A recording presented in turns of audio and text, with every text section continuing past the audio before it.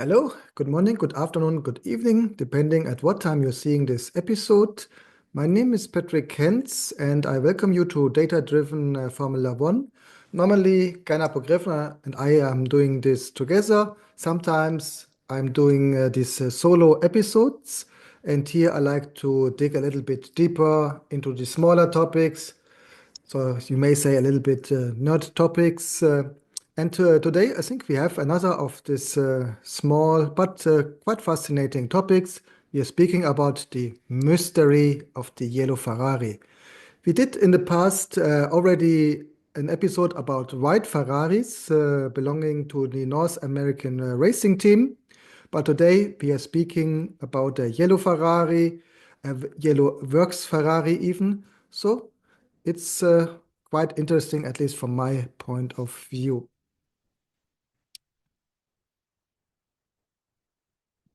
Of course, normally Ferrari, we always align with the color red, and even Enzo Ferrari himself said, ask a child to draw a car, and certainly it will draw it red. So most of the cars sold by Ferrari are still red, even if the number went down a little bit, if I remember it from the 1980s, 1990s, where practically 80–90% of the sold cars had been red. But today, and this is a general development in cars, colors became a little bit more conservative. You see a lot of silver, gray, etc. But of course, the legacy color for Ferrari, same as also with Alfa Romeo, is red. And you see this, for example, also with the merchandising, like the Eau de Toilette you see here, Scuderia Ferrari red. So red today we consider with the Ferrari color, even though this is a topic discussed by the real tifosi. What is the real Ferrari color?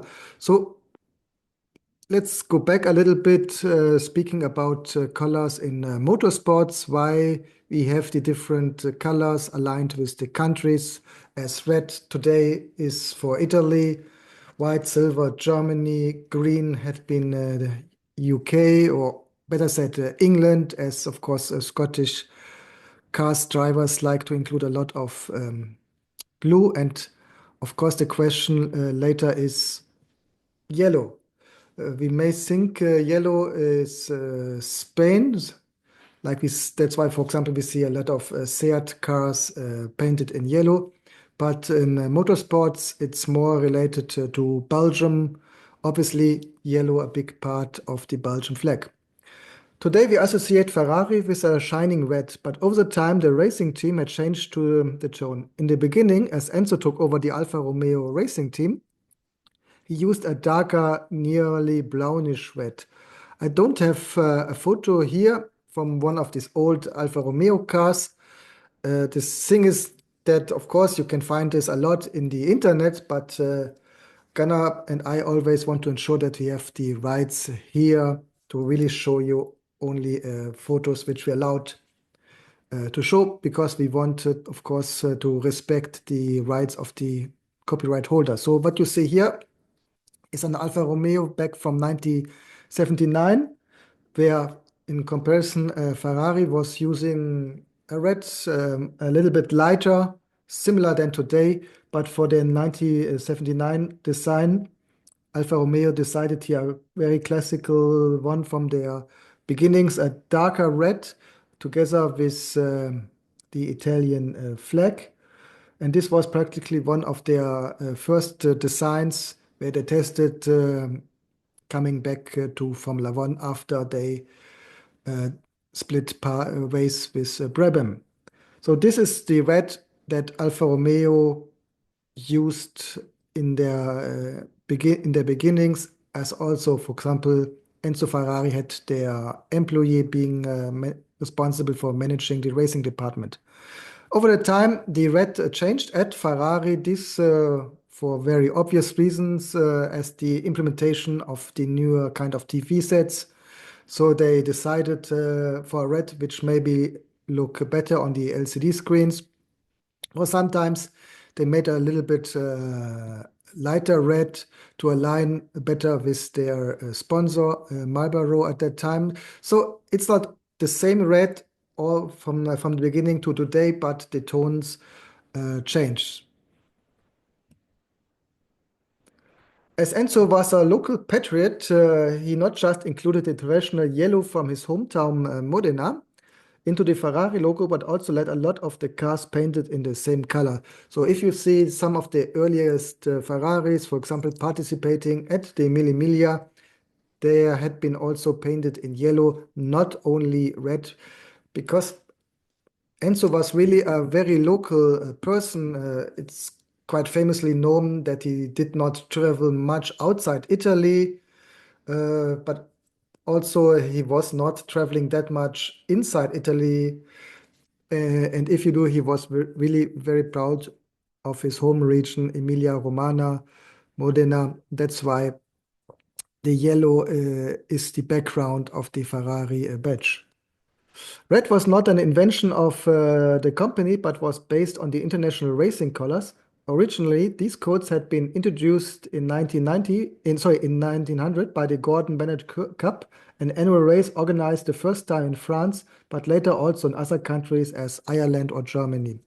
Here, the participants agreed that blue had been for the French participants, yellow for Belgium, white for Germany, and red for the USA. Italy received the red 7 years later as Prince Scipione Borghese and Ettore Guzzardi won the Peking to Paris race with an Italia 35/45 HP. Sorry. So you may say Italy had been a little bit lucky that the US was not using their their red that much, so it was open to be used by Italy. And I mean, if you know Italy, the passion of Italians, especially regarding sports, including motorsports, I think red is a very fitting color for Italian race cars. That is the real reason why Ferraris normally started in red, as I already mentioned. We had one season the situation where at the end, also due to protest of Enzo Ferrari against the Italian motorsports organization, he let them use the white with a blue stripe used by the North American racing team, which had been there practically managing the Ferraris for the last races for Scuderia Ferrari. So this had been Works Ferrari. And again, white is today quite used color for the US motorsports, especially if it's aligned with blue or red or blue and red, as we see this, for example, also the white as dominating color in the Haas Formula One cars. But nevertheless, once there had been a yellow Ferrari in Formula One, and in fact, there had been various times yellow Ferraris in the Formula One, mostly for used by private teams, but once also as works Ferrari. And they had been deployed by the Belgium team Ecurie Francorchamps, which used the color as it was recommended for the country. So Belgium team located, as you can imagine by the name, near Spa-Francorchamps racetrack. The team had been active from 1952 to 54 using two Ferrari 500. And these cars had been based on Formula 2 requirements, as after Alfa Romeo left in 1951, there hadn't been enough cars available which complied with Formula 1 requirements. So the next 2 seasons, the Formula 1 championship was organized under Formula 2 rules. Then it went back to Formula One requirements, but a lot of the private teams continued participating with Formula 2 cars. And this is the reason why still in 54, Ecurie Francorchamps was participating in some of the Formula 1 races with the Formula 2 Ferrari 500.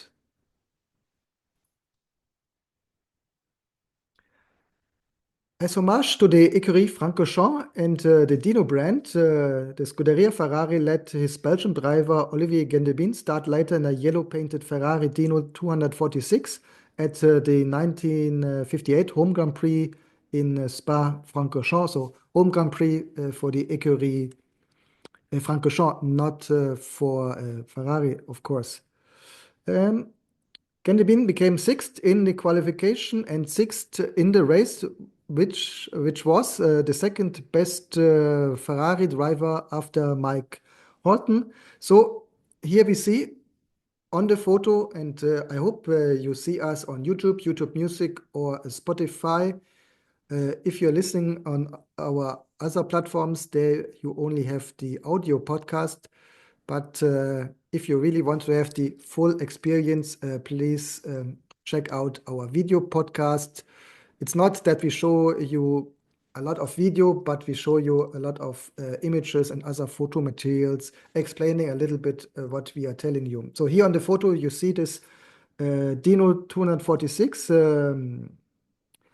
And this car used a V6 engine, which had been called Dino after Enzo Ferrari's son, which tragically died in a young age due to sickness. And later we have the we have the Dino brand, and we will come to this. And here also yellow was the color. Olivier Gendebien was one of the numerous very talented Belgian race drivers.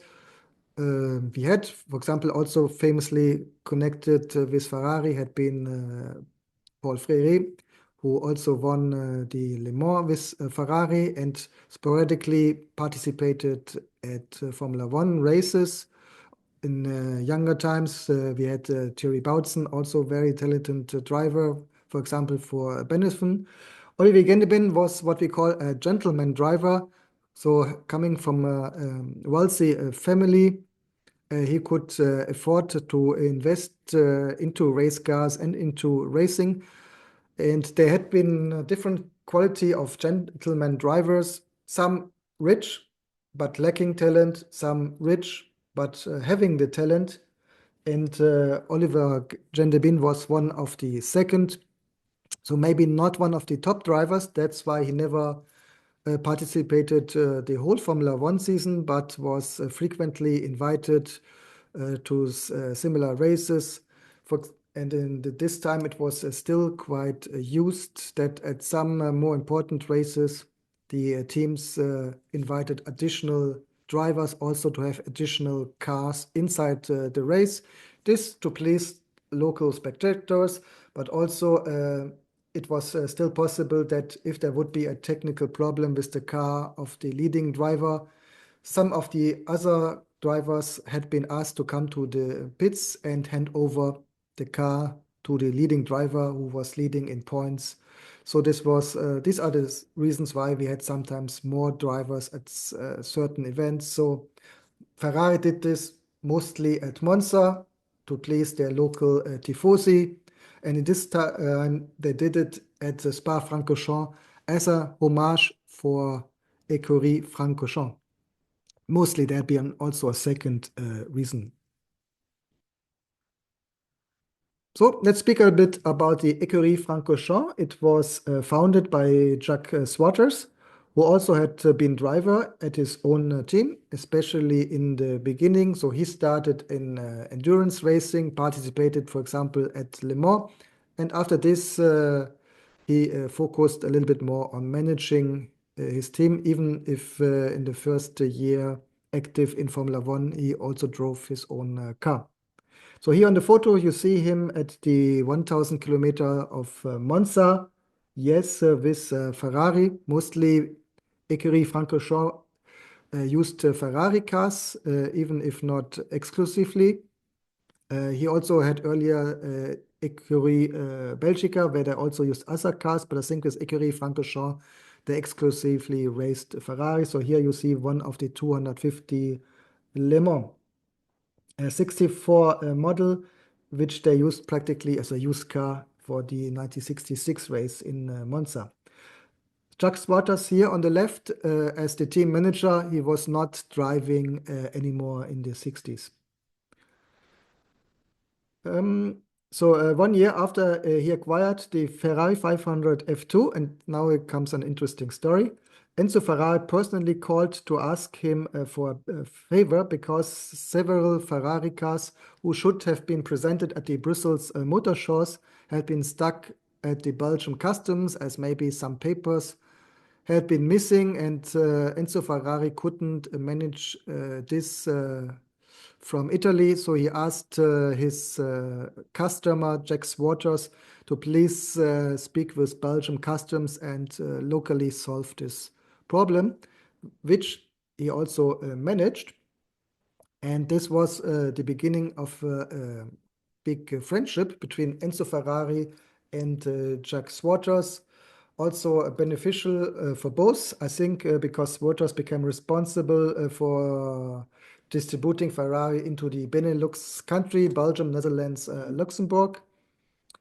Well, this is the second. First, after he solved the problem, immediately he became also responsible for the stand at the Brussels Motor Show. Due to this experience, Waters became the official Ferrari distributor for the Benelux region. In parallel, this became a lifelong friendship. For example, Enzo Ferrari personally gifted to Waters' art collection, he was a big collector, one of three bronze crucifix, which had been crafted after the Ferrari workshop had been visited by the Pope in the year 1988. So to celebrate this holy visit at the factory in Maranello, they did three crucifix, with their machinery, and one of these three went to the Jacques Waters collection. And on the photo, as you may see, we see both men together, Jacques Waters on the left, Enzo Ferrari on the right. Ecurie Francorchamps appeared for the first time at the 1948 24 Hours of Spa-Francorchamps. On the photo, you see the racetrack. I had the pleasure to drive over this racetrack sometimes, also because it was until some years ago a part of the public streets in Belgium. So everybody could drive through, and even through, you just use it really as a normal street. But of course, sometimes petrol heads brought their Ferraris, Lamborghinis to use the opportunity to drive over the Spa-Francorchamps racetrack. And I can really tell you, I mean, it looks already there in the TV that way. If you see the cars going down, going up, and of course with high speed, but really it's if you are there driving yourself, it's really more impacting, because it's really a big difference in height which the drivers do full speed in this racetracks. For the ones of you who are not living by, at that time I lived in Aachen, which is just at the borders to Belgium. So you are in Spa-Francorchamps maybe 30, 40 minutes. Maybe you know Spa-Francorchamps from the Formula One video games. And also this it's normally one of the most difficult tracks inside the Formula One season. And again, if you know it from the video game, if you really have only a small impression how difficult the racetrack is in reality. So really my respect for the race drivers, independent if you're speaking here about Formula One, about endurance or touring cars. And also the 24 hours at that racetrack is really an impressive event. this together, of course, with the 24 hours of Le Mans. This is endurance. The 24 hours of Spa mostly now is touring cars. This is similar as the 24 hours of the Nürburgring, which I don't know if we drive the whole Nürburgring in the 24 hours. I think yes, but and also here it's mostly now touring cars, as this racetrack becomes overly dangerous. So back in 1948, Jacques Wouters and Paul Ferré, which I already mentioned, participated with an MG here. Jacques Wouters was racing driver from Belgium and former team owner of the Écurie Belgique, Ecurie Francorchamps, and Écurie Nationale Belge. Born October 30, 1926 in Brussels, Belgium. He died 2010 on the 10th of December, also in Brussels, of course, nationally Belgium. He drove or managed Talbot Lago, Ferrari, and Gordini. Gordini, a brand of the Renault company. Écurie Francorchamps had been 3 years in Formula One from 1953 to 1955, but they not drove the whole season. They only drove like 2 or 1 races a year, of course, including their home Grand Prix in Spa-Francorchamps. In 1953, we had Charles de Tonaco and Roger Larrant. First had been a 7th position at the Belgium race and then 6th position in Germany. So very good results for a private team. All drivers you see here are Belgium. Same, of course, with 54. Jacques Wouters. Important to mention that 53, the Formula One championship was organized under Formula 2 regulations, while and still in 54 and in 55, it was organized again under Formula One regulations, but a lot of the smaller private teams participated with Formula 2 cars. This was also enforced by the organizers as to fill up the field. If not, it would be a little bit boring only to have, let's say, 10 Formula 1 cars and nothing. So now they had maybe 10 Formula 1 cars and the rest Formula 2 cars. So in 1954, Jacques Wouters was driving himself the Ferrari 500 and the other one by Charles de Tonaco. Unfortunately, they for their home race, they had bad luck, meaning they couldn't even start there. So the only real race had been in Germany a little bit later. And again, 7th position for Jacques Wouters, very good result. Last year for Écurie Francorchamps in Formula One, 1955. And here Jacques Wouters got an 8th position in Switzerland. Again, unfortunately, no finish at Spa-Francorchamps. On the right, you see this Ferrari 500 F2, which was a Ferrari car designed for Formula 2 regulations, used by the works team and also some private teams. And the two Ferrari 500 used by Écurie Francorchamps, you have to imagine in yellow. There had been one victory in 1953 for Jacques Wouters and the Ferrari 500, as he won the 1953 9th International Avus-Rennen in Berlin, Germany. This was one of the many non-official Formula One races. This was really in the 50s, we had a high number of these non-official races, maybe the same number than the official races, maybe even more. The teams went there sometimes with the works car, sometimes they supported private teams because it was a way to earn money for the drivers.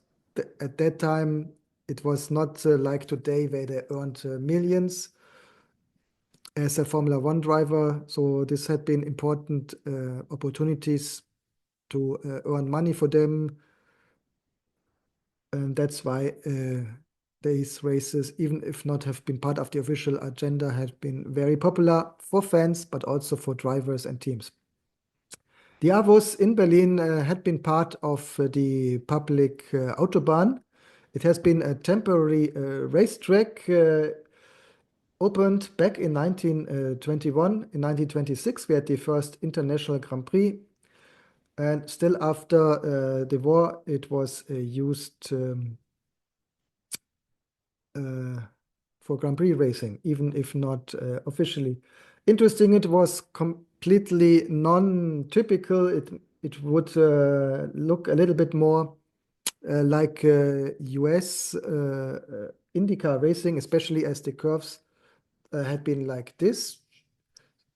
Like also still at that time, we had the big Monza curve, which had been then stopped because it was too dangerous for Formula One racing. So it was practically this two 180 degrees curves and very long straights.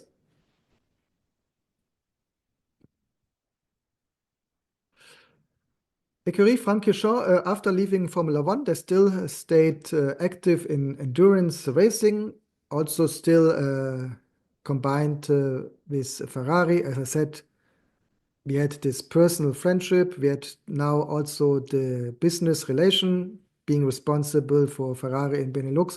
So, of course, Ecurie Francorchamps raced also Ferrari cars. And in 1917, we are at at the 24 hours of Le Mans. And the drivers had been Baron News de Vierland and Alistair Walking, and they participated for Ecurie Francorchamps using a Ferrari 512S longtail version. Longtail means quite usually this car had, for aerodynamical reasons, a little bit longer because also in Le Mans, same as I just showed you with Avus, very long straights. So aerodynamics are important, and aligned to straights are important.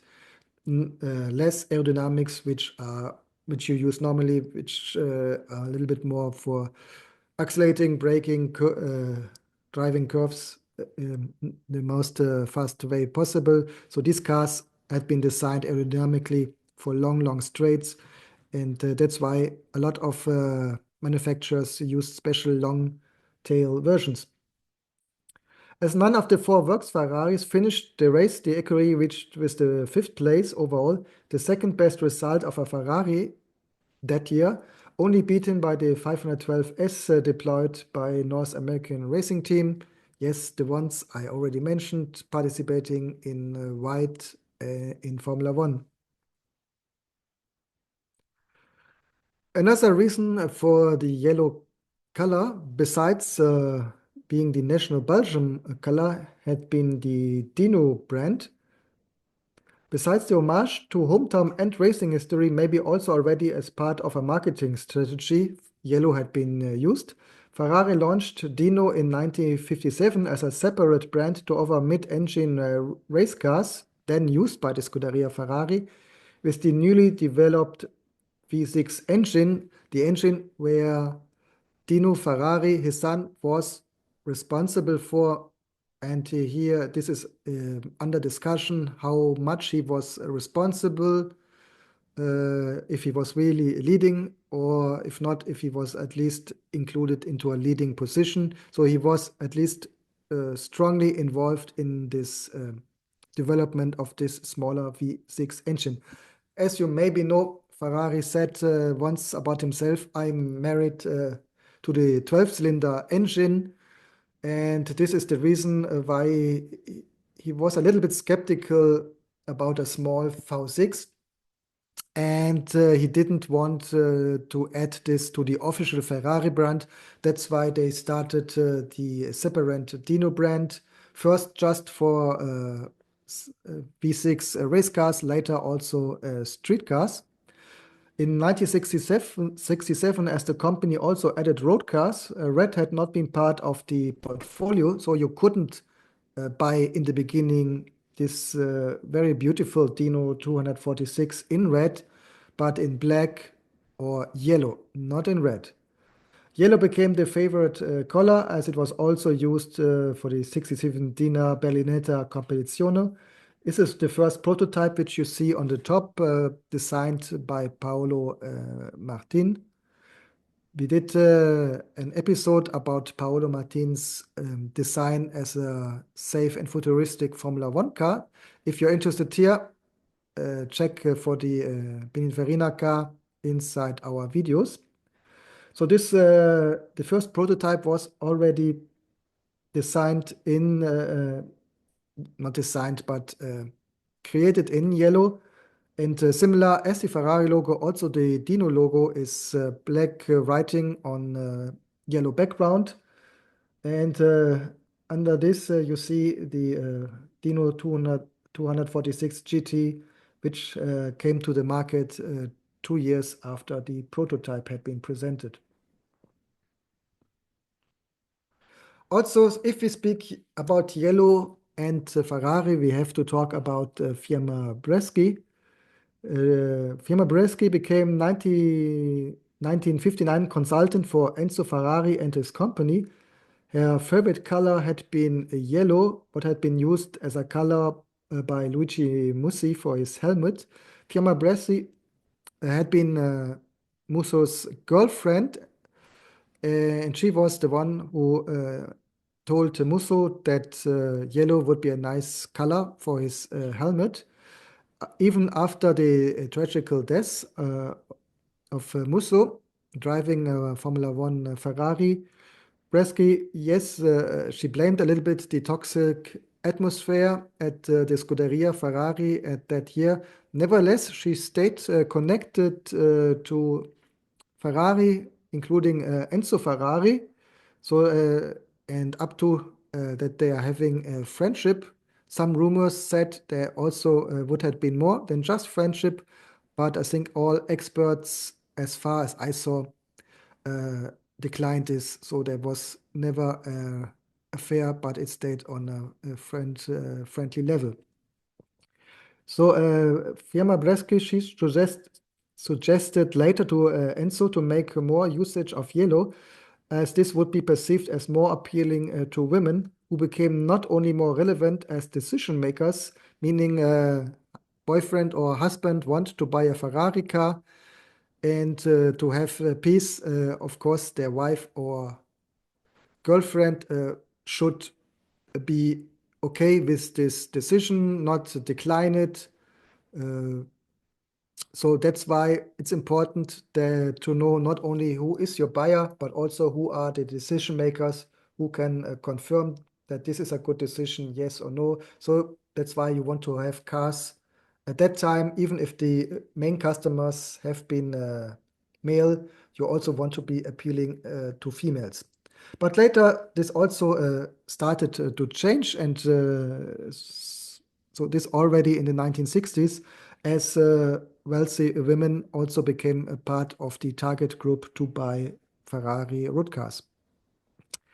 Uh, Unfortunately, I didn't find a photo of Yamaha which I can show you related to the rides, but I asked an AI to create an image, and it's yeah, it's not identical, but it's similar. So it gives you an image to know how she looked like. And if you're interested, uh, you can look in the internet. As before this, she also had been working as a model in the time when she met Luigi Musso. So the suggested yellow was named Giallo Fly, but also originally known as Fiamma Giallo, so meaning Fiamma Yellow.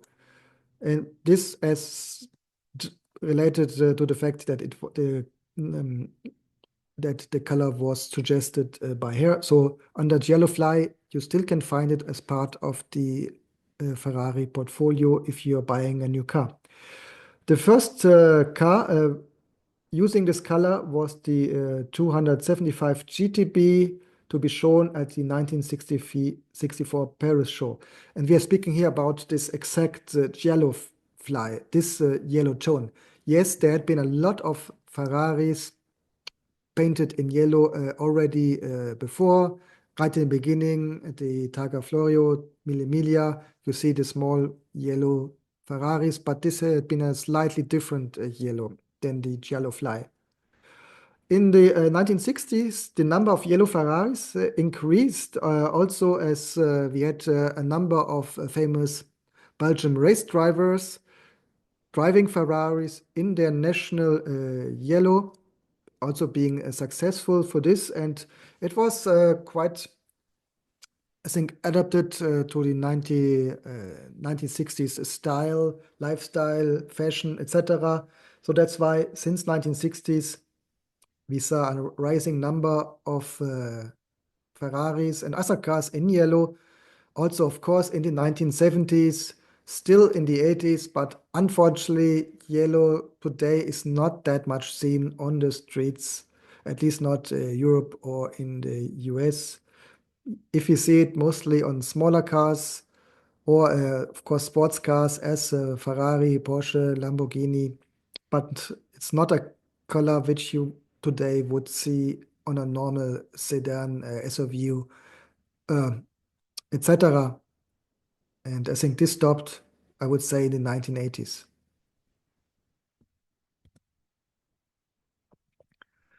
Let's also have a look at the end at Scuderia Ferrari. After they used as a one-off this yellow painted Dino Formula One cars, yes, there are signs of yellow. You see here on the photo the 1968 Ferrari 312, driven by another very famous Belgian driver, Jackie X. So his car that season had this yellow stripe, which you can interpret as a homage to Belgium, the Belgian national color in motorsports, um, but also to Ferrari, as it's part of the Ferrari badge. So it has these two alignments. He became fourth that year in the championship, this with 27 points. Jackie X had been once second after Jochen Rindt, where tragically Rindt became Formula One world champion after he died in the race.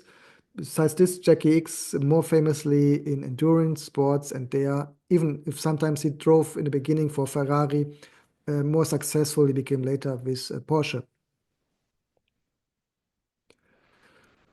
In younger days, we see again a little bit more yellow at the Ferraris. 2023, we had a one-off livery for the Monza Grand Prix with the yellow stripe behind the driver. And yes, not completely yellow, as many fans complained as after Ferrari announced to participate in yellow. They said, at least a lot of them had the opinion that's maybe not bold enough, not yellow enough, uh, but at least a sign of yellow. And also, I can tell you that the drivers had complete yellow overalls. Carlos Sainz Jr., here on the photo, finished the race in Monza on third position, while Charles Leclerc fourth position. Quite good results that year because 23 was not such a successful season for the Scuderia Ferrari. Now, yeah, at the end of 2024, so this is still the actual Ferrari cars doing quite well in the second half of the season. And also this year, we see a small yellow stripe on the car, and this is not a one-off livery. This is the stripe which they used the whole season. So again, we see since 2 years a little bit more signs of yellow. And again, Ferrari fans, Tifosi, discuss what is the real Ferrari color. Is it the red which we see from the racing and which is triggered by the decision that Italian cars in motorsports should drive in red, or is it the yellow as it's the color of the home region of Modena, which we see also in the badge? It's at the end, it's your decision. Whatever for you is the Ferrari color is for you the Ferrari color. Okay, folks, that's all about this small topic. If you're interested, please subscribe and you get automatically notified when the new episode is online. Like this episode. The videos you can find on YouTube, YouTube Music, and Spotify. If you're, I don't know, driving yourself, only have time for audio, you find us practically on all the audio podcast platforms, platform catchers. So everywhere where you are, I think you can find us. If you like music, we and have Spotify, look for the Data-Driven F1 mixtape.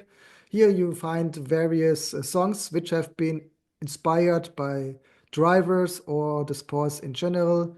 So maybe something for you too to check out.